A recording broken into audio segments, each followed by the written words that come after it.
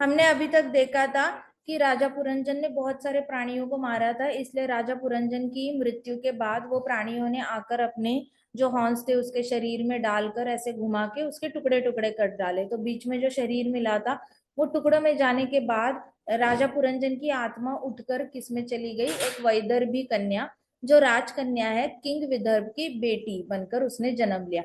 राजा पुरंजन की बॉडी थी, उसमें उसने कई सारे पाप किए थे और कई सारे पुण्य किए थे।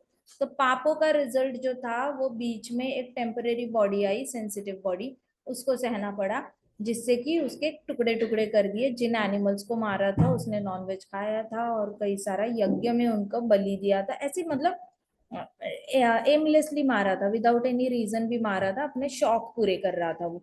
और फिर यहाँ से वापस वो आत्मा उठकर कहाँ चली गई, राजा विदर्भ के बेटी के रूप में। तो वहां पे राजकन्या बनकर वो राजा पुरंजन की आत्मा जो थी, तो वो आत्मा वैदर्भी बनकर बड़ी होने लगी। वो बड़ी सुंदर थी, तो कई सारे राजकुमार उसके पीछे शादी करने के लिए सोचते थे।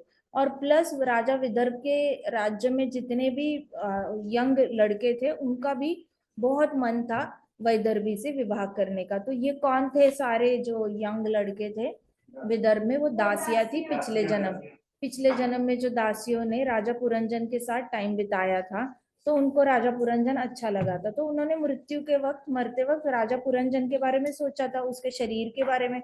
आत्मा के बारे में तो कोई सोचता नहीं, जो ऊपर का आउटर कवरिंग है उसके बारे में सोचा था। तो वो लड़कियां सारे लड़के बनकर आ गई, और राजा पुरंजन ने मरते वक्त अपनी पत्नी को याद किया था, वो लड़की बनकर जन्म लिया। तो ऐसे क्रॉस जन्म होते रहते हैं, लड़के लड़की बनकर आते हैं, लड़कियां लड़के बनकर आती है। जितना आपकी आसक्ति होगी ऑपोजिट जेंडर के साथ, तो आपका अगला जन्म ऑपोजिट जेंडर का हो जाता है। इसलिए हम कहते हैं कि विवाह के बाद कभी भी क्रॉस फ्रेंडशिप नहीं करनी चाहिए। अपना हस्बैंड आपका बेस्ट फ्रेंड, आपकी वाइफ आपकी बेस्ट फ्रेंड, वही तक रखो। और जैसे जैसे आपकी अगर नहीं ज्यादा बनती तो भी कृष्ण से लगाव ज्यादा रखो। अच्छी बनी तो भी कृष्णा से लगाव है, नहीं बनी शादी के बाद तो भी कृष्ण से लगाव, दोनों तरफ से। लेकिन दोस्ती करने के पीछे मत पड़ो, क्रॉस फ्रेंडशिप मत करो। स्कूल कॉलेज तक ठीक है, उसमें भी थोड़ा सा कंट्रोल कर लेना चाहिए। अंधाधुंध सबके साथ ही दोस्ती करना, सबके साथ अक्वेंटेंस रखो, एक कॉर्डियल कनेक्शन रखो, लेकिन जो गहरी दोस्ती होती है वो अपने पति और पत्नी के साथ करने का प्रयास करना चाहिए, क्योंकि वो रिश्ता जो होता है वो आपका वानप्रस्थ तक जाता है। दोस्ती वाला रिश्ता वानप्रस्थ तक भी नहीं जाता। हाँ, सो दोस्ती वाला रिश्ता जो है वो वानप्रस्थ तक भी नहीं जाता। बहुत ज्यादा ऑपोजिट जेंडर के साथ दोस्ती करने की लालसा मन में नहीं रखनी चाहिए, नहीं तो अगले जन्म में आप क्या बन के आते हो, उस जेंडर के बन के आते हो। तो हमने ये सीखा था। फिर वैदर्भी को कई सारे पुत्र हुए। उसका जो विवाह था वो राजा मलय ध्वज से हुआ, उससे उसको ढेर सारे पुत्र हुए, उन पुत्रों को ढेर सारे बच्चे हुए, हजारों हजारों बच्चे हुए। तो वैदर्भी का जो ये था, जनरेशंस थी, वंशज थे, वो आगे बढ़ते जा रहे थे। और ये सारे वैदर्भी के जितने भी वंशज थे उन्होंने मनु का जितना लाइफ स्पैन होता है, एक मनु, वैसे तो 14 मनु होते हैं, तो एक मनु कितने साल तक रूल करता है, 43,20,000 ईयर्स तक रूल करता है। देखो हमारी सरकार 5-5 साल के बाद बदलती है ना, यहाँ पे मनु की सरकार कब बदलती है, 43,20,000 सालों के बाद। तो सोचो कितनी बार महायुग बदलते हैं, ऑलमोस्ट 72 टाइम्स महायुग बदल रहे हैं। तो ऐसे करके मनवंतर, एक पूरा मनवंतर वैदर्भी के बच्चों ने पृथ्वी पे रूल किया। अभी राजा प्राचीन बारी ने कहा दैट्स अ लॉन्ग टाइम। राजा प्राचीन बरी ने आंखें बड़ी बड़ी करके बोला, क्यों? राजा प्राचीन बरी भी तो यही कर रहा था, यज्ञ कर रहा था, बच्चे पैदा कर रहा था, यज्ञ कर रहा था, पत्नियां यज्ञ करके राज्य अक्वायर कर रहा था, राज्यों की राजकुमारियां अक्वायर कर रहा था, राजकुमारी आने के बाद बेटे पैदा करने के लिए यज्ञ करता था। तो उसकी तो इच्छा ही खत्म नहीं हो रही थी, तो राजा प्रचिन की इच्छाएं बढ़ती जा रही थी। तो राजा प्रचिन ने कहा दैट्स अ लॉन्ग टाइम। तो नारद मुनि जी ने कहा हाँ, 43,20,000 years, it's a long time. Years multiplied by 71, लो कर लो बात, 43,20,000 ईयर्स को 71 से मल्टीप्लाई करो, तो इतना लंबा टाइम उनके बच्चों ने राज्य किया था। तो नारद मुनि जी ने कहा किंग मलयध्वज डॉटर जो थी, उनकी बेटी जो थी वैदर्भी की और राजा मलयध्वज की, वो शुद्ध भक्ति कृष्णा की, और उसका विवाह उसने किसको चुना, मुनि अगस्त्य को चुना विवाह करने के लिए। तो मुनि अगस्त्य से उसका विवाह हुआ। उसके बाद वैदर्भी की बेटी शुद्ध भक्ति थी। अब जो शुद्ध भक्त है वो तो हाई लेवल का ही डिवोटी ढूंढेगी। तो उसने किससे विवाह किया, सेज अगस्त्य के साथ। ठीक है, तो सेज अगस्त्य के साथ उसने विवाह कर लिया। और यहाँ राजा मलय ध्वज कहाँ चला गया, वानप्रस्थ चला गया, सब कुछ छोड़ छाड़ के। जैसे ही बेटों का विवाह हुआ, बेटी का विवाह हुआ, उसने छोड़ दिया राज्य। तो इतना थोड़ा सा ये करना चाहिए, डिटैचमेंट लानी चाहिए। भले आप घर नहीं छोड़ते तो अंदर ही अंदर घर में रहकर भी कृष्ण भक्ति में ज्यादा ध्यान दो। मैंने आपको पहले भी एक एग्जाम्पल दिया था, एक ब्रिगेडियर थे, उनकी माँ थी। उनकी माँ ने उनके जब शादी हुई थी बेटे की, उसके बाद उन्होंने जाप करना बंद नहीं किया था। उनके हाथ से माला कभी नीचे नहीं, सुबह से शुरू हो जाती थी रात के सोने तक श्री कृष्ण श्री कृष्ण श्री कृष्ण श्री कृष्ण, वो करती रहती थी करती रहती थी। अब उनको 45 साल हुए थे उनकी मदर को श्री कृष्ण बोलते हुए। सो इस तरीके से क्या करना चाहिए, बेटे की शादी होती है, बेटी की शादी होती है, थोड़ी अनासक्ति लानी चाहिए, किचन से बहुत अटैचमेंट नहीं दिखानी चाहिए। माताओं ने, बहू आई है उसको सौंप दो किचन, उसको जैसे हैंडल करना है करने दो, बहू को घर सौंप दो, करेगी हैंडल करेगी, क्यों नहीं। थोड़ा थोड़ा थोड़ा करके जिम्मेदारी दे दो, और फिर थोड़ा सा 19-20 होगा, कभी कुछ अच्छा नहीं होगा, कभी कुछ साफ सफाई नहीं होगी, धीरे धीरे वो भी सीख जाएगी, ऐसा कुछ नहीं है। लेकिन अपने हाथ से जिम्मेदारियां गिव अप करके कृष्ण की ओर ज्यादा ध्यान देने की कोशिश करनी चाहिए। अगर जा नहीं सकते घर छोड़ के, तो घर में रह के भी स्वामित्व मत दिखाओ घर पर। स्वामित्व दिखाओगे तो आपको भी तकलीफ होगी, क्योंकि आने वाली तो गृह लक्ष्मी है। गृह लक्ष्मी का ऑलरेडी स्वामित्व होता है, वो स्वामित्व लेकर आ रही है। अब हमारा जो वानप्रस्थ का टाइम आ गया है, हमारी गलती है कि हम घर से नहीं निकल रहे हैं, उसकी गलती नहीं है वो विवाह करके आ रही है। तो जो सास होती है उसकी जिम्मेदारी होती है, उसने अंदर घर में रहकर ही वानप्रस्थी जीवन जीना शुरू कर लेना चाहिए, सास ने और ससुर ने। लेकिन वो अटैच्ड रहते हैं, ससुर ने बिजनेस का काम करते रहना, सास ने घर को पूरा हैंडल करना, ना बेटे को बिजनेस संभालने देना या व्यवसाय संभालने देना, ना बहू को घर संभालने की जिम्मेदारी देना। तो ऐसे करके दोनों को बच्चा समझ के उनको गाइड करते रहते हैं। तो शास्त्रों में इसका निषेध किया गया है, खंडन किया गया है। गाइडेंस अलग होता है, गाइडेंस आधे घंटे का होता है। सुबह 5 बजे से लेकर रात के 11 बजे तक गाइडेंस नहीं होता, ट्रेनिंग भी नहीं होती कि हम ट्रेन कर रहे हैं बहू को, हम बेटे को ट्रेन कर रहे हैं। बेटे को ट्रेन करने की उम्र 0 से लेकर 18 की थी, दैट्स इट। उसके बाद आप बेटे को ट्रेन नहीं कर सकते। आप बहू को ट्रेन करने के लिए हार्डली आपको आधे घंटे की जरूरत होती है, बोलने की, बताने की, दैट्स इट। 24-24 घंटे कोई ट्रेन नहीं करता। ऐसे करके थोड़ी घर से डिटैचमेंट लानी चाहिए, भले मेहनत से घर बांधा हो अपने, लेकिन इतनी ज्यादा आसक्ति।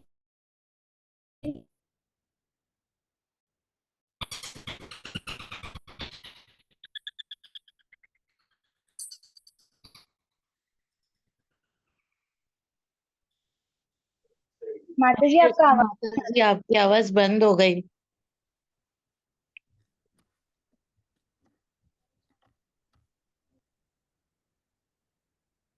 हो जाता है, अभी सुनाई दे रहा होगा, जी माता जी। आप है ना।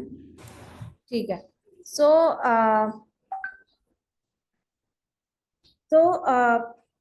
क्या करना, कोई जाना नहीं चाहता कलयुग में वानप्रस्थी, इसलिए मैं आपको समझा रही हूँ। जैसे देवहूति माता ने वानप्रस्थ घर में बिताया है, डिटैच होके बिताया, इतने बड़े बड़े महल दिए थे कर्दमा मुनि ने, लेकिन वो बाहर अपने बेटे ने जो कुटिया बनाई थी वहां पे बैठ के उसने बहुत अच्छे से अपना वानप्रस्थ बिताया था।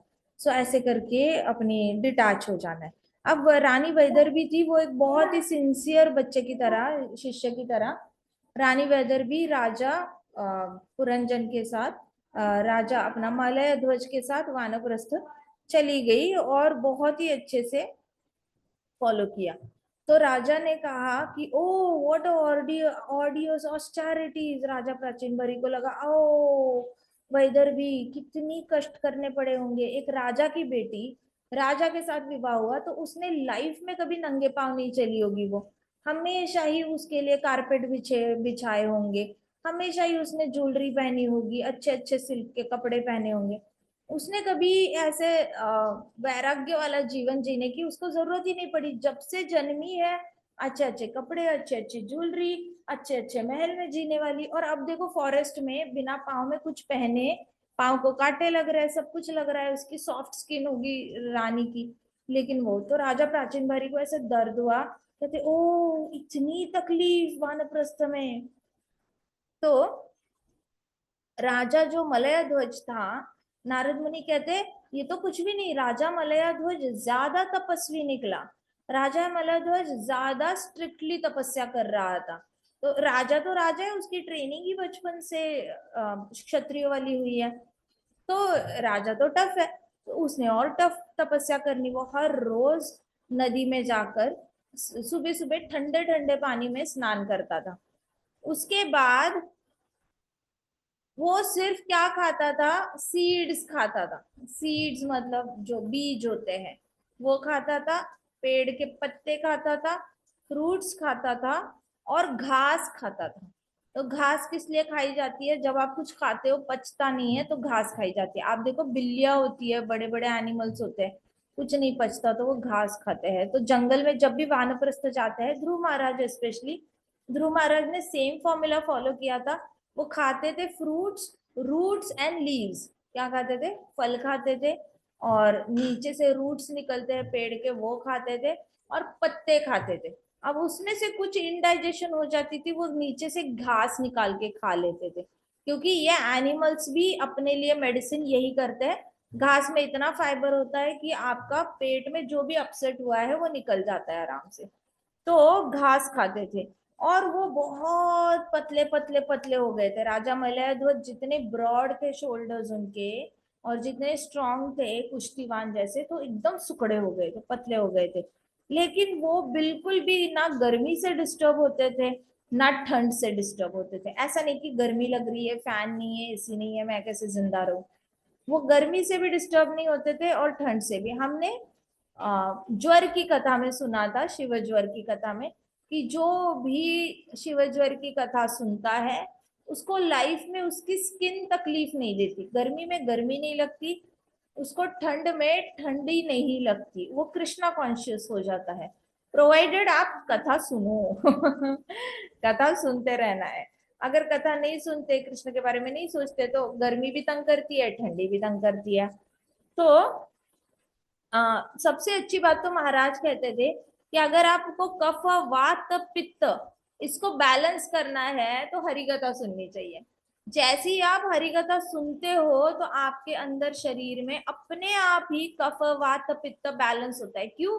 क्योंकि प्राण वायु बड़े अच्छे से ये शरीर में घूमने लगता है। जितने अच्छे से प्राण वायु घूमता है उतना ज्यादा अच्छा बैलेंस। फिर आपको वात से हड्डियों में दर्द नहीं होता, पित्त से छाती में जलन नहीं होती, और कफ से आपके पेट में पेट फूलता नहीं है। तो ऐसे करके हरि नाम लेने से और भागवतम कथा सुनने से, कथा करने से आपको कभी ये नहीं होता। ठीक है। अभी हंगर उसकी जो थी, उसको ना गर्मी लगती थी ना ठंड लगती थी, उसको दुख नहीं होता था, उसको सुख भी नहीं होता था, उसको दुख भी नहीं होता था। उसको ना भूख लगती थी ना उसको प्यास लगती थी। और बाकी सारे रिलेटिव्स थे, उनका माइंड जो था उसका रिलेटिव्स की भी याद नहीं आती थी। क्यों? क्योंकि राजा मलय ध्वज का मन पूरी तरह कृष्ण भक्ति में लीन था। कंटिन्यूअसली वो कृष्ण भगवान के चरण कमलों को याद करते थे। अभी उनका जो माइंड था वो बहुत ही ज्यादा कृष्णा से अट्रैक्टेड था। तो उनके लिए ये बहुत इजी था कि मटेरियल बॉडी को मटेरियल बॉडी की तरह देखना। एक तो मैं सुन रही थी आज कि महाराज कह रहे थे कि जब आप मरते हो तो सब कहते हैं बॉडी को कहाँ रखना है, बॉडी को उठा के कहाँ रखना है, बॉडी को कब जलाना है, कब आ रहे हैं अमेरिका का बेटा, कब आ रही है ऑस्ट्रेलिया से बेटी, बॉडी तब तक कहाँ रखनी है, बर्फ लाना है क्या, बॉडी के आसपास आइस क्यूब्स रखे क्या, बॉडी के ऊपर क्या स्नान कराना है, बॉडी का क्या करना है। इमीडिएटली सब लोग बॉडी बॉडी बॉडी बोलते हैं।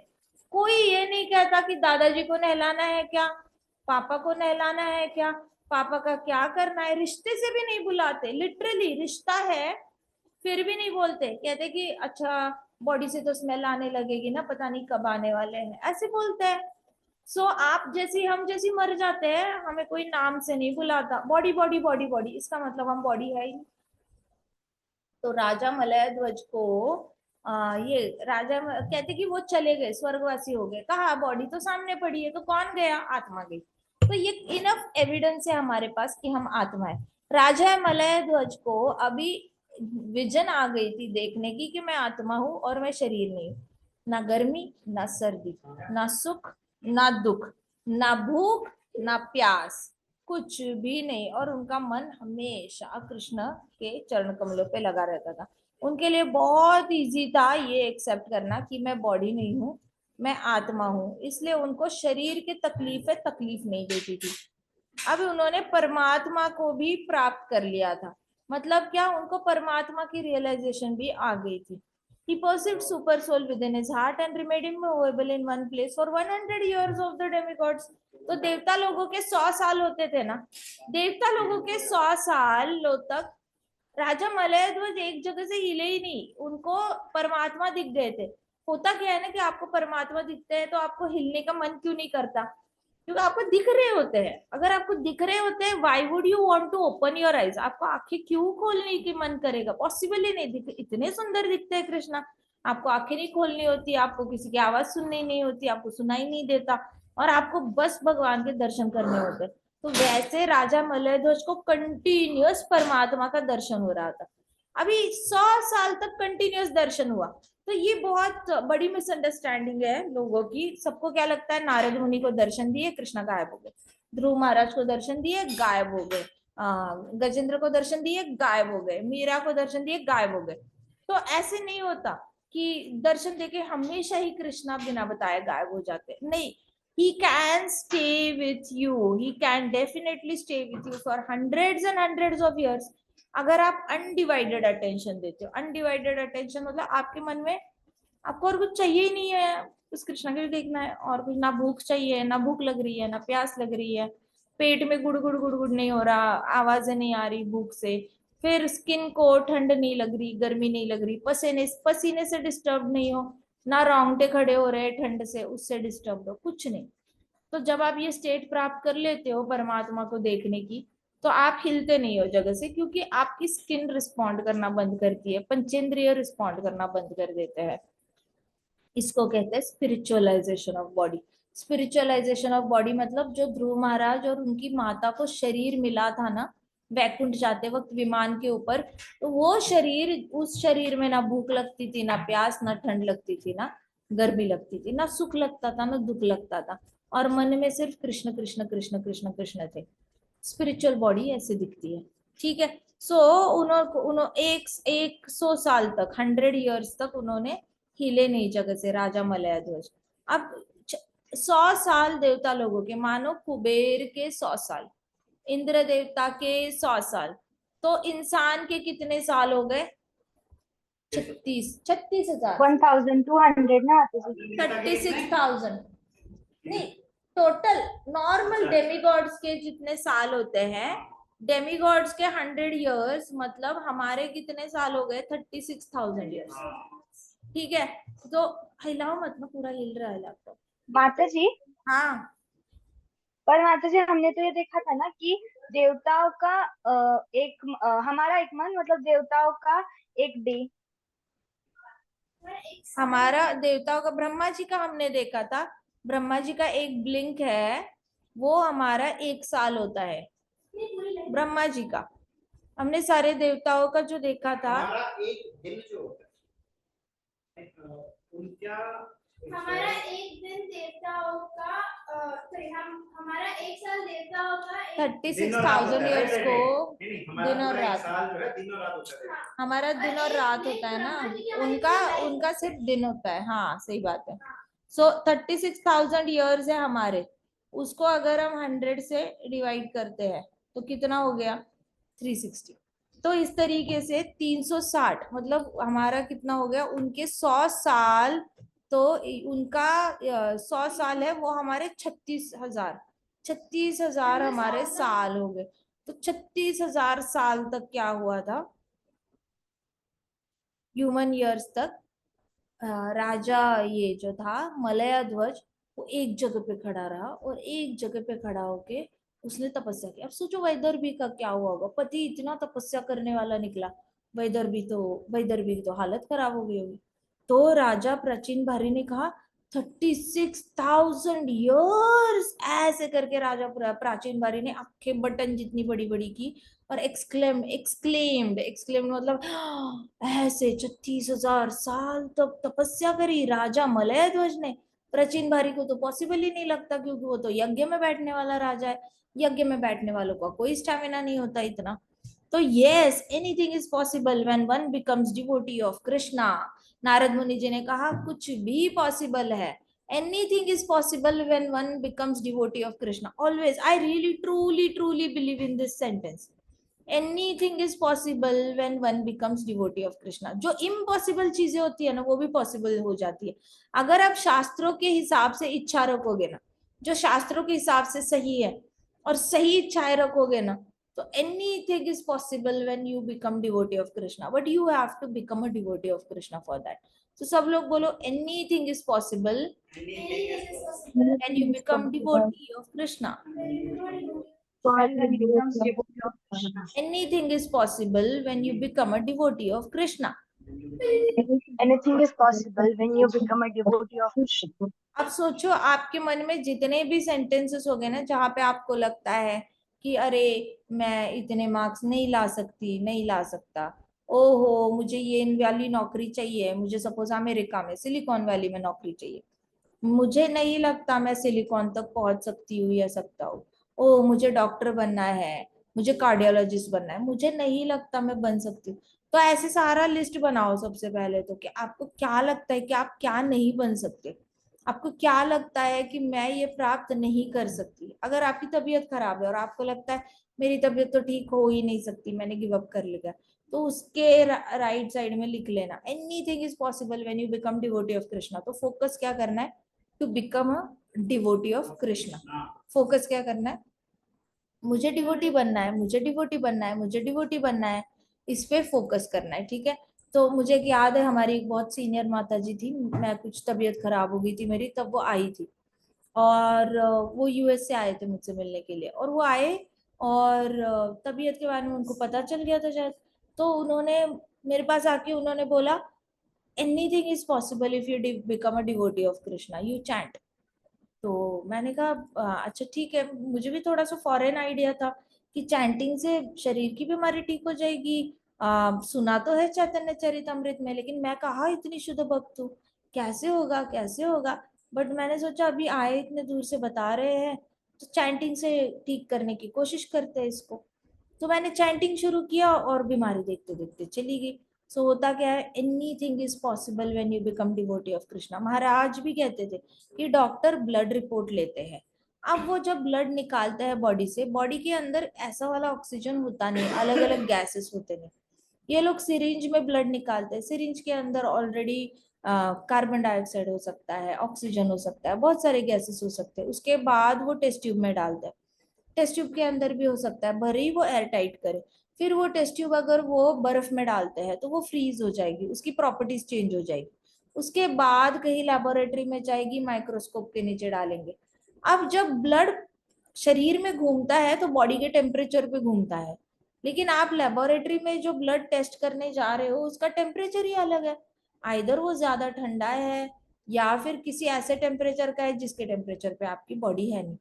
तब तक ब्लड की एक्चुअल प्रॉपर्टी होती है वो गुठली बन जाता है, लेकिन वहां पे तो आप एज इट इज लेके जा रहे हो। सो इतना जो ट्रांजिशन हो रहा है ब्लड का, वहां पे जो रिपोर्ट्स आ रहे हैं आपको कैसे पता वो जेन्युइन रिपोर्ट्स है।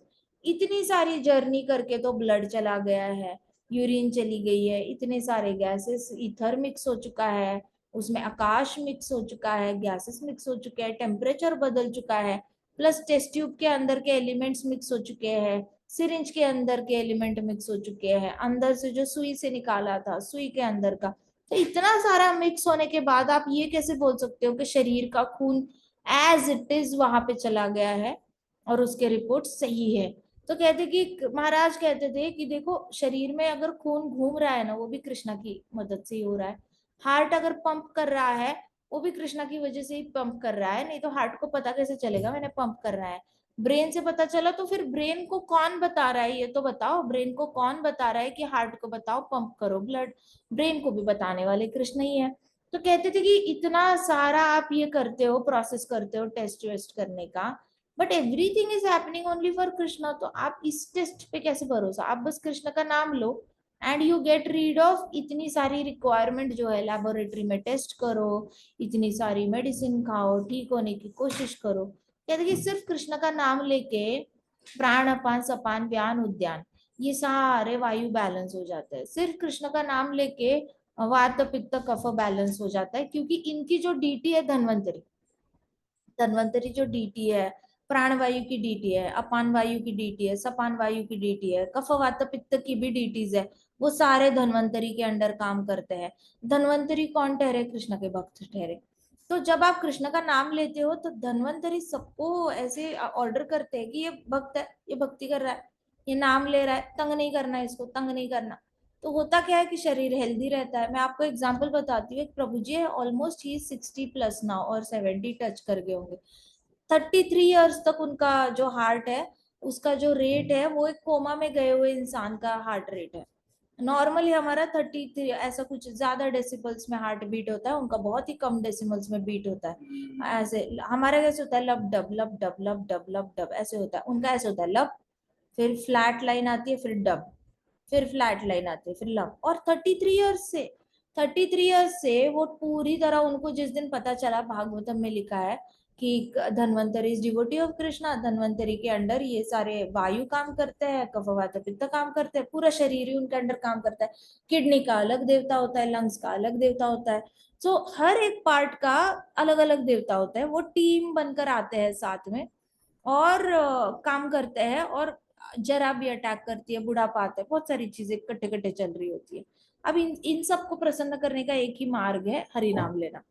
तो वो प्रभु जी 33 ईयर्स तक हरि नाम ले रहे। उनको एक कॉलेज के पीएचडी डॉक्टर ने, जिसने मतलब रिसर्च करके डायरेक्टर है हॉस्पिटल का, तो वो हॉस्पिटल के डायरेक्टर ने कहा था मैं आपको लिख के देता हूँ, आपने ऑपरेशन नहीं कराया, आपके तो छाती में आपको एक इंस्ट्रूमेंट फिट करना पड़ेगा जो हार्ट में ब्लड पंप करेगा। आपका हार्ट पंप नहीं कर रहा है ब्लड, तो आपको हमें ओपन हार्ट सर्जरी करके वो एक इंस्ट्रूमेंट फिट करना पड़ेगा जो पंप करेगा ब्लड, फिर आपका फंक्शन होगा।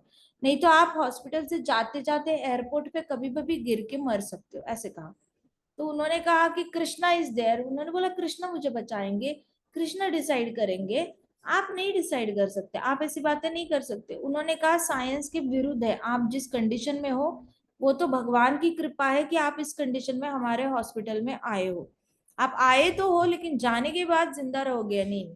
तो वहां पे फिर प्रभु जी ने थोड़ा सा गर्मा गर्मी हो गई, कहते कि मुझे सब एक्सेप्टेड है, लेकिन मेरा हार्ट जैसा है वैसे बहुत सालों से ऐसे ही चल रहा है, इसमें तो मुझे कुछ है नहीं, लेकिन अगर पहले मैं हेल्दी था अभी हेल्दी नहीं हूँ, तो मैं कृष्ण पे डिपेंड रहना चाहूंगा, ऐसे बोला उन्होंने। तो चलो, कहते मेरे हार्ट में कृष्णा है और आप मेरी ओपन हार्ट सर्जरी करना चाहते हो, मेरे हार्ट पे आप मशीन लगाना चाहते हो, मेरे हार्ट में कृष्णा है ऑलरेडी, आप उसको क्यों टच करना चाहते हो? कोई और मार्ग सोचो। तो उन्होंने कहा नहीं, और कोई मार्ग है नहीं, आपको सर्जरी करनी पड़ेगी। तो उन्होंने कहा ठीक है, मुझे नहीं सर्जरी करनी। तो उनको डायरेक्टर था, उनको बड़ा गुस्सा आ गया, कहते कि आप पता है आप कितना बड़ा रिस्क ले रहे हो ऐसे वैसे करके। तो कहते रिस्क है तो है, कोई बात नहीं। अब उनकी पत्नी भी सुन रही थी, वो शांत थी। तो वो क्लिनिक से बाहर निकले, मतलब उनके ऑफिस से बाहर निकले, और उनकी पत्नी ने बोला लेट्स स्टार्ट चैंटिंग 32 राउंड्स।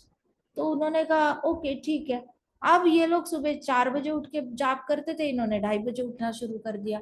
2:30 से 4 बजे तक 16 माला और आगे 16 माला, ऐसे करके 32 माला हर रोज चैंटिंग करना शुरू किया। फिर एकादशी पे और ज्यादा चैंटिंग करना शुरू किया।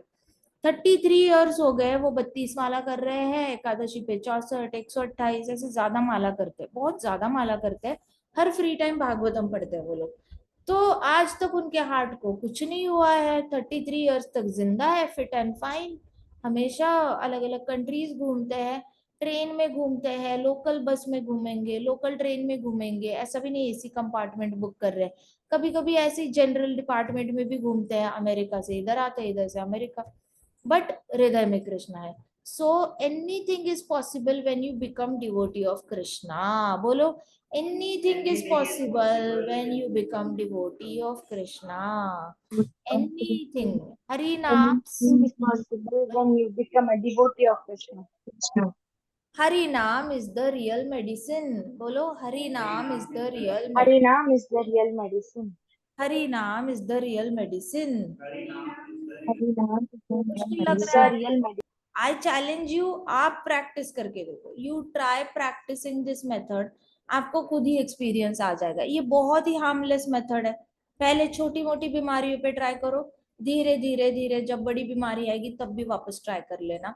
हार्मलेस मेथड है, बहुत ही अच्छी। I remember I spend 2.5 years without medicine continuously, doctor का देखा नहीं, कुछ नहीं, और बहुत ही अच्छे से वो टाइम गया था। तो मैंने कंटिन्यूस 2.5 साल तक ये प्रैक्टिस करके देखा है, it works and now I am following it. So आपको जब भागवतम के ऐसे कोई सेंटेंसेस आते हैं ना, अपने जीवन में अपना लो इसको, देखो कैसे एक्सपीरियंस आ रहा है कैसे नहीं, और फिर उसको एक परमानेंट मेथड बना लो। मैं ये नहीं कहती कि आंखें बंद करके भरोसा करो, लेकिन कोशिश तो करो। Try that and then you follow it for a while and then आपको भरोसा हो जाएगा। It really helps, it very nicely it helps. ठीक है, so anything is possible when you become devotee of Krishna. And what's more, the king could hear the Lord speaking to him from within his heart. Krishna 36,000 years तक हरि नाम लिया और उनको हृदय से कृष्ण की आवाज सुनाई देने लगी। The king could hear the Lord speaking to him from within his heart. ओ कृष्णा, उनको सुनाई देने लग गया, भगवान हृदय से बात कर रहे थे, उनको 36,000 साल की तपस्या में उनको सुनाई देने लग गई कृष्णा की आवाज। He could practically here. अब आपको लगेगा कि 36,000 साल, हमारे पास तो 36,000 साल नहीं है, हमसे तो नहीं होगा भैया। यू डोंट नीड 36,000 साल, यू नीड ओनली 36 आवर्स। 36 घंटे भी तपस्या करके देख लो, हर रोज 2-2 घंटे करो, 2.5 घंटे करो, आपका 18 दिन में कोटा खत्म हो जाएगा, 15 दिन में कोटा खत्म हो जाएगा। 15 दिन तक भी आपने हर रोज 2.5 घंटे जाप कराना, आपके परमात्मा आपसे बात करने लगेंगे। कलयुग में 36,000 साल की जरूरत नहीं होती। कलयुग में you can only chant 2.5 hours every day and your परमात्मा स्टार्ट्स टॉकिंग टू यू। आपको खुद ही पता नहीं चलता परमात्मा कैसे गाइड कर रहा है, आपको खुद ही नहीं समझ में आता कि अरे ये कहाँ से हो रहा है, ये कैसे हो रहा है, क्या हो रहा है। अंदर से ही आवाज आ रही है, अंदर से ही गाइडेंस मिल रही है, सब कुछ अंदर से होने लग जाता है, और आपको ऐसा लगता है जैसे कि आपके शरीर का कंट्रोल परमात्मा ने ले लिया है। Now you are not functioning based on your body, अब तो कुछ और ही हो रहा है। अब तो आपको ट्रैक ही नहीं रह रहा है कि आपके अंदर की सोच जो है वो कहाँ से आ रही है, कैसे हो रहा है, क्या हो रहा है, आपको कोई आइडिया नहीं रहती। लेकिन आप जितना ज्यादा जाप करोगे, तपस्या करोगे ना, उसके पीछे लेकिन ये नहीं होना चाहिए, जाप करने के पीछे 4 लोग मुझे देखे और मेरी तारीफ करे, सब लोगों को पता चलना चाहिए मैं टेम्पल में अटेंडेंस लगाता हूँ। Don't have that kind of mentality, बिल्कुल नहीं। भक्तों का भी टॉपिक दिमाग में मत रखो। सबसे बेस्ट क्या होता है पता है, ना किसी के बारे में अच्छा सोचो, ना किसी के बारे में बुरा सोचो। Be selflessly surrendered to Krishna. Selflessly मतलब निस्वार्थ होके कृष्णा के चरणों में शरणागति ले लो। जाप करना है ना, तो सबसे पहले डिसीजन लो कि मेरे को ना किसी के बारे में अच्छा सोचना है, ना किसी के बारे में बुरा सोचना है, ना मुझे उनके विचारों के बारे में सोचना है, वो किस में भरोसा रखते हैं किस में नहीं रखते, मुझे कोई लेना देना नहीं है उनके थॉट प्रोसेस से। मुझे बस लेना देना है हरि नाम को परफेक्ट करने में, मुझे अच्छे से हरि नाम लेना है, अच्छे से हरि नाम लेना है। ऐसे करके 15 दिन एक्सपेरिमेंट करके देखो, आपका कनेक्शन परमात्मा के साथ इतना अच्छा होगा ना, आपको जिंदगी में किसी और की गाइडेंस की जरूरत नहीं है। आपके पास सबसे बेस्ट गाइडेंस हार्ट में कृष्णा ने इंस्टॉल करके रखा है, कृष्णा खुद आए हैं हार्ट में रहने के लिए। अब आपको क्या दुनिया भर की जरूरत है गाइडेंस लेने की, यू डोंट नीड। ये भागवतम है आपके पास और आपके हार्ट में परमात्मा है। इतने बड़े बड़े दिग्गज हमारे पास है और हम सोचते हैं कि हमें ये नहीं समझ में आ रहा, वो नहीं समझ में आ रहा। आपको सब पता है, इतना भरोसा रखो कि मुझे सब आता है, मुझे सब पता है। मैं इस पूरे ब्रह्मांड में मैं एक छोटा सा परमाणु हूँ, और इस छोटे से परमाणु को सब पता है, क्योंकि ये परमाणु आता कहाँ से है, वैकुंठ से आता है। वैकुंठ में इसको सब पता था, कृष्णा कौन है, गोपी कौन है, भगवान कौन है, लक्ष्मी माता कौन है, सब पता है इस परमाणु को। वहां से भौतिक जगत में आने से पहले भी उसको सब पता था भौतिक जगत कैसे होने वाला है। यहाँ पे आने के बाद भी मुझे सब पता है, इतना भरोसा रखो। एंड देन यू चैंट, जब आपको ऐसे पता चलेगा ना, आपका जो जाप होगा ना वो इतना अच्छा होगा कि आपको लगेगा कि मेरा जितना क्लोजर कनेक्ट है ना परमात्मा से, इससे पहले मैं इतना क्लोज कभी परमात्मा से कनेक्ट नहीं हुआ।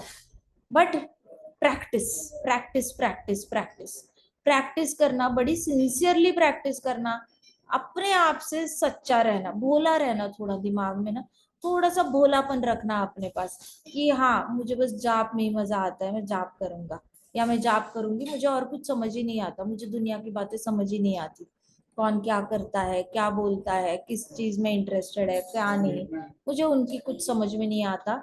मैं हूँ थोड़ा सा, मैं थोड़ी सी बुद्धू हूँ, मुझे हरि नाम ही समझ में आता है, मुझे बाकी कुछ समझ ही नहीं आता और मुझे इसमें ही मजा आता है।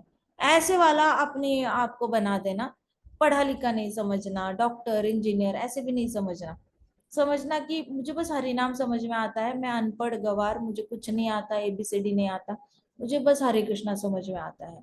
ऐसे करके इस एटीट्यूड के साथ अपनी सारी डेजिग्नेशन साइड रखना, अपने सर्टिफिकेट साइड रखना, एजुकेशन को साइड रखना, मैं पत्नी हूँ, मैं पति हूँ, मैं बेटा हूँ, मैं बेटी हूँ, मैं बहन हूँ, मैं भाई हूँ, ये सारा ऐसे निकाल निकाल के साइड ऐसे गराज बनाना मेंटली और उसमें डाल देना, डंप कर देना सारी आइडेंटिटी। और मैं बुद्धू हूँ, मुझे बस हरि नाम समझ में आता है, मैं बुद्धू हूँ, मुझे बस हरि नाम समझ में आता है। 2.5 घंटे के लिए ऐसा जाप करना 15 दिन तक, you see there will be such a huge drastic change, जिस तरीके से आपके परमात्मा आपको गाइड करेंगे। इससे पहले आपको इतना अच्छे से अंदर से गाइडेंस कभी मिला नहीं होगा जितना अच्छे से मिलेगा। Anything is possible when you become devotee of Krishna. And the king could hear the Lord speaking from his heart. तो भगवान बोलते हैं, प्रभुपाद झूठ नहीं बोलते कभी, इतना याद रखना। मैंने प्रभुपाद का लेटर पढ़ा था, प्रभुपाद ने लिखा था कि you chant and Krishna will start dancing on your tongue. You chant and Krishna will start playing with you. You chant and Krishna will start talking to you. You chant and Krishna will come and see you every day. मतलब क्या, आप जाप करो, कृष्णा हर रोज आपसे मिलने आएंगे। आप जाप करो, कृष्णा आपकी जीवा पे नाचेंगे। आप जाप करो, कृष्णा आके खेलेंगे आपके साथ। आप जाप करो, कृष्णा आके आपसे बातें करेंगे। ये प्रभुपाद ने लेटर में लिखा था और ये 101% सही है। गौर गोविंद महाराज को बचपन में कृष्णा, गौर गोविंद महाराज कुछ छोटे छोटे फ्रूट्स खाते थे, तो एक दिन गौर गोविंद महाराज ने उनके टेम्पल के यहाँ पे रखे थे, छोटे थे बच्चे थे, उन्होंने वहां पे वो फ्रूट्स रखे थे छोटे छोटे, और ऐसे बाहर आ गए थे तो उनको दिखा पीछे से कृष्णा आए, चोरी करके लेके गए। गौर गोविंद छोटे थे, वो भागे भागे भागे, गोपाल गोपाल जी, गोपाल गोपाल, मेरे फ्रूट्स दे दो, मेरे फ्रूट्स दे दो, बेर दे दो, बेर दे दो। मंदिर के चक्कर काट रहे, कृष्णा की शैडो दिख रही है उनको, कृष्णा की शैडो। कृष्णा छुपते थे, वापस शैडो गायब हो जाती थी, नहीं लाइक मेरे फ्रूट्स क्यों लेके गए गोपाल, एंड वापस कृष्णा भागते हुए दिखते थे। तो दर दर दर दर दर दर ऐसे पाव की आवाज आती है ना, ऐसे ऐसे ऐसे ऐसे करके फर्श पे, तो वैसे वैसे आवाज आ रही थी। तो वो भाग रहे and Krishna started playing hide and seek with Gaur Govind Maharaj. Hide and seek मतलब लुक्का छुपी खेलने लग गए, कभी ऐसे, और हर रोज ये शुरू हो गया फिर। तो उनको उनके जो फेवरेट फ्रूट्स थे वो कृष्णा खाने ना दे, कृष्णा ने उनके हाथ से छुपा लेना और फिर हाँ खुद खा लेना। फिर वापस जाते थे महाराज, पेड़ से निकालने की कोशिश करते थे, कहते थे आज भी गोपाल ने ले लिया, मुझे खाना था, आज भी ले लिया, ऐसे करते थे। कृष्णा ने उनके साथ खेलना शुरू किया था। तो प्रभुपाद कहते हैं ना कि, और ऐसा नहीं कि प्रभुपाद के बताने के बाद उनको ये एक्सपीरियंस, उनको तो बचपन में ही एक्सपीरियंस आया, उनके कजिन्स ने बताया, उनके आसपास वो कहते थे कि अरे अभी तो तू लेके गया था बेर, कहाँ गए, कहते वो गोपाल ने ले लिए, मैं रखा था, मैंने वहां पर छिलना था, खाना था, इतने में आकर चुरा के लेके गया वो। तो कहते थे ओहो रुक हम मदद करते हैं, ऐसे करके उनके कजिन भाई, सगे भाई, उनकी बहन, सारे बच्चे आकर वापस उनको दे देते थे। तो ऐसे करके कृष्णा खेलते भी है। ऐसे बहुत सारी कथाएं है वैसे तो, लेकिन सच्ची कथाएं हैं, ऐसे कोई मन गढ़ंत कुछ है नहीं इसमें, ठीक है। तो राजा को कृष्णा की आवाज सुनाई देती थी। अब नारद मुनि जी जो थे, उन्होंने Vaidarbhi, how queen Vaidarbhi served her husband and gained her blessings, ये बताया। अब वैदर्भी ने अपने पति की सेवा कैसे की। अब जब पत्नी पति की सेवा कैसे करती है, इसको अपने ईगो पे मत लेना लड़कियों या माता जी, ईगो पे मतलब हाँ उसने अपने पति की सेवा की, हमें भी इतनी करनी पड़ेगी, वो तो राजा मलय ध्वज है, हमारा थोड़ी राजा मलय ध्वज है। ऐसे नहीं, ईगो पे नहीं लेना, उसमें ये देखना है कि राजा मलय ध्वज अगर वानप्रस्थ गए हैं, इसका मतलब राजा मलय ध्वज के अंदर एक बहुत बड़े भक्त छुपे हुए हैं, तो वो आत्मा है और वो आत्मा ने कृष्ण भगवान की शरणागति ली है। इसलिए वैदर्भी के अंदर जो आत्मा है वो उस आत्मा की शरणागति ले रही है जिसने कृष्ण के चरण कमलों की शरणागति ली है, उसमें आपका अहंकार में ठेस नहीं लगती। लेकिन जहां पे कृष्ण भगवान से शरणागति नहीं ली होती पति ने, वहां पे चांसेस होते हैं पत्नी के अहंकार को ठेस लगती है सेवा करते हुए। कुछ पत्नियां होती है जिन्होंने बहुत सालों से अपने पति की सेवा करी होती है, लेकिन बुढ़ापे तक, जैसे बच्चे बड़े होते हैं तब तक उनकी फ्रस्ट्रेशन चिड़चिड़ शुरू हो जाती है कि इतना साल इतना किया फिर भी ये नहीं मिला, वो नहीं मिला, ऐसे नहीं हुआ, वैसे नहीं हुआ। तो आप फ्रस्ट्रेटेड इसलिए हो क्योंकि आप जब सेवा करते हो तो आप उसके रिटर्न में कुछ चाहते हो, लेकिन जब कोई कृष्ण की सेवा कर रहा होता है उसकी सेवा करने से आपका सुकृति का अकाउंट बढ़ रहा होता है। सुकृति बढ़ती है तो आपके हृदय में जो परमात्मा है वो हमेशा हैप्पी हैप्पी हैप्पी ऐसे रहते हैं। तो परमात्मा हैप्पी रहते हैं ना, तो वो पत्नी भी बड़ी हैप्पी रहती है। लेकिन अगर पति के हृदय में जो परमात्मा है वो सुखी नहीं है, ऐसे पति की जब हम सेवा करते हैं तो पत्नी के परमात्मा भी सुखी नहीं होते। तो ये तो ऐसी बात हुई कि डेमिगॉड्स की पूजा करने वाली बात हुई, कभी लक्ष्मी माता का व्रत कर लिया, कभी गणेश जी का कर लिया, कभी ये कर लिया, वो कर लिया, उसमें पूर्वजों का व्रत कर लिया, उसमें ही बीच में करवा चौथ कर लिया। So it is more like demigod worship, वैसे होता है। तो डेमिगॉड वर्शिप में संतुष्टि कभी कभी मिलती है और कभी कभी नहीं मिलती। लेकिन राजा मलय ध्वज जैसे पति की सेवा करके वैदर्भी का तो सुकृति का अकाउंट तो मतलब छप्पर फाड़ गया था। वो खुद 36,000 साल तक जाप कर रहा है, तो वैदर्भी बहुत थिन हो गई थी, इमेंसिएटेड हो गई थी, मतलब उसके ऊपर का जितना भी फैट था और मांस था ना वो चला ही गया था। अभी वो एकदम हड्डी हड्डी हो गई थी, हड्डी को उसकी स्किन चिपक गई थी, इतनी वैदर्भी ने अपना सौंदर्य खो दिया था। जन्म से सुंदर है, चबी चबी थी, अच्छे से शेप था, उसका कर्व था, लेकिन अभी क्या हो गई, उसका पूरा हड्डियों को ऐसे पूरी तरह उसकी स्किन ऐसे चिपक गई थी, तो उसके चेहरे पे भी ऐसे अंदर गड्ढे गड्ढे आ गए थे। तो उसको वो सुंदरता खो बैठी थी, लेकिन उसको सुंदरता से कुछ लेना देना ही नहीं था। वो तो बिजी थी कि पति का सपोर्ट करना है। तो वो इतनी पतली हो गई थी, उसके कपड़े भी पुराने हो गए थे, 36,000 साल से कपड़े चेंज नहीं किए। सोचो, जिस कपड़े में वो महल से निकली थी 36,000 साल तक सेम कपड़ों में थी। और उसके बाल कभी बनाए नहीं, कहाँ पे आएगी, कंघी थोड़ी ना होती है जंगल में, तो कंघी नहीं करी थी, तो बालों में ऐसे गांठे गांठे गांठे गांठे, हवा चलती है ना जंगल में, बहुत मिट्टी चलती है, हवा चलती है, हवा से फिर उसके बाल ऐसे उलझ गए थे पूरी तरह, गांठे गांठे आ गई थी, उसके बाल बहुत ज्यादा मिट्टी से ये हो गए थे, पतली हो गई थी। और मैटेड ये remained like an unagitated flame near her husband. फिर भी जो दिया की बाती होती है ना, जो हवा से हिलती भी नहीं है, हवा आई थी बाती हिलती है, लेकिन जब हवा नहीं होती तो दिए के ऊपर जो ज्योति होती है वो हिलती नहीं है।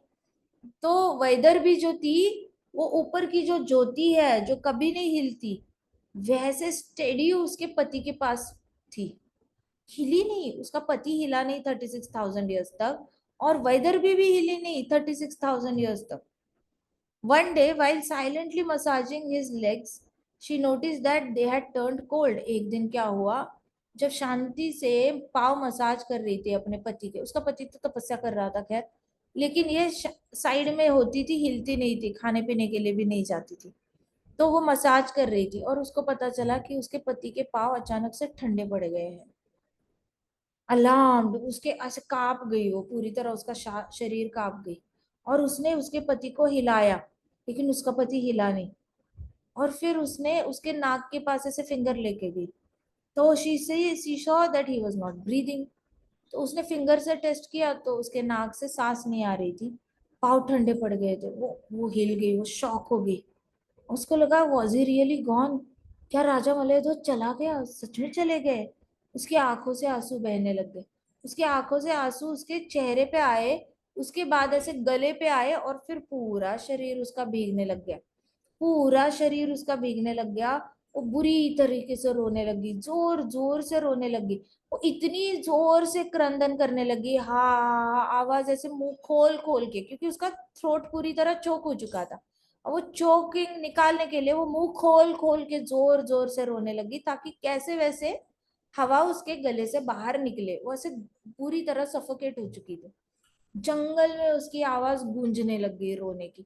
बहुत जोर जोर से आवाज जब गूंजने लग गई तो वो जोर से चिल्लाने लग गई, वेकअप वेकअप, उठो उठो, ऐसे करके अपने पति को जंगल में बोलने लगी, उठो उठो, ऐसे जोर से। She yelled and she shook him fiercely, फिर जोर जोर से हिलाया, उठो उठो, जागो। Can't you see this world is terrified with rogues and so-called kings who have abused and plundered her? It is your duty to protect the earth. So please get up, my dear husband. तो वो चिल्लाने लगी, तुम्हें दिखता नहीं पृथ्वी माता का शोषण किया हुआ है सो कॉल्ड राजाओं ने, जो सिर्फ अपने फायदे के लिए पृथ्वी माता पे जितने भी लोग हैं उनका शोषण कर रहे हैं। वो बहुत लालची है, वो लूट रहे हैं नॉर्मल लोगों को। क्या तुम्हें उनको बचाना नहीं है? उठो उठो उठो, ऐसे करके वो जोर जोर से चिल्लाने लगी। क्या तुम्हें दिखता नहीं है, पेड़ों को तुम्हारी जरूरत है, एनिमल्स को तुम्हारी जरूरत है, तुम ऐसे कैसे जा सकते हो इनको अकेला छोड़कर? माय डियर हस्बैंड, उठो। बेसिकली अपने राजा की जिम्मेदारी उसको याद दिला रही थी और उठा रही थी, और बहुत जोर जोर से रोने लगी, जैसे एक शिष्य अपने गुरु के लिए रोता है। जब गुरु चले जाते हैं तो शिष्य ऐसे ही रोता है कि महाराज हमारा क्या होगा, आपने इतने मंदिर बांधे उसका क्या होगा, बाकी सारे गुरु भाई गुरु बहन उनका क्या होगा, कौन उनको गाइड करेगा, उनका आगे जाकर क्या होगा, महाराज महाराज, ऐसे करके जोर जोर से शिष्य रो रहे होते हैं। जो शुद्ध शिष्य होते हैं गुरु के, वो बहुत रोते हैं। वैसे ही वैदर्भी जो है वो अपने पति के जाने के बाद सबकी चिंता करने लगी कि पति गया, बाकी सबका कौन ख्याल रखेगा, जो भी वीक है। After realizing that her beloved husband had left the world and was indeed not with her anymore, her guru was not with her anymore, she got up and wiped her tear-soaked face. She still whimpering in grief, she built a blazing fire and placed her husband's dead body upon it. तो उसने क्या किया, जब उसको realisation आई कि उसका husband वापस आ नहीं रहा है, उसका शरीर छोड़ के चला गया है, वो उसने चिता बनाई और उसको आग लगाई और उसके ऊपर अपने हस्बैंड का जो है रख दिया। आगे की कथा हम कल करते हैं। ग्रंथराज श्रीमद् भागवतम की जय, श्रील प्रभुपाद की जय, श्री श्री राधा श्याम सुंदर की जय, श्री श्री कृष्ण राम की जय, वृंदावन धाम की जय, समस्त भक्तों हरे हरे कृष्ण कृष्ण कृष्ण कृष्ण हरे राम हरे राम राम राम हरे हरे। संकीर्तन यज्ञ की जय। हरे कृष्ण माता जी, दंडवत प्रणाम। हरे कृष्णा हरे धन्यवाद। कृष्ण।